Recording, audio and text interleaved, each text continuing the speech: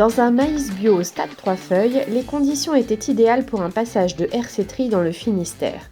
Début juin, la Fédération des Cumas bretonnes proposait une démonstration comparative de 4 modèles, dont une RC-Tri à plateau d'un agriculteur local. Sur les 3 autres herses, le contrôle de la pression de chaque dent se fait individuellement, soit par ressort, soit hydrauliquement. Elles ont toutes les mêmes réglages de base, c'est-à-dire qu'on va regarder l'horizontalité, toujours, l'aplomb avec les chandelles. Il est important d'avoir une profondeur de travail avec les roues de jauge.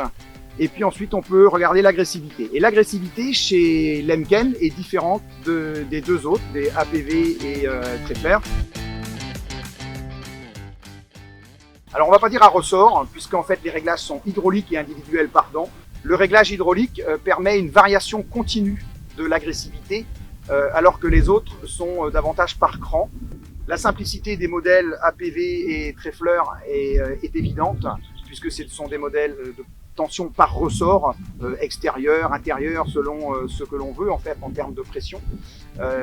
L'hydraulique néanmoins a tout son intérêt, puisque contrairement à ce qu'on peut penser, le poids de la herse Lemken en hydraulique est légèrement plus légère que celle de ses concurrents.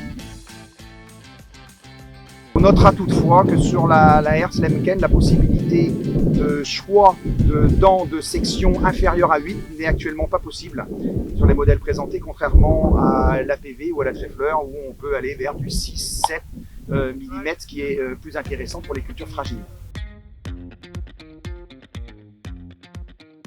Les deux herses ont fait un travail aujourd'hui assez remarquable, mais on voit bien que la qualité de suivi de sol de la Treffler est assez intéressante.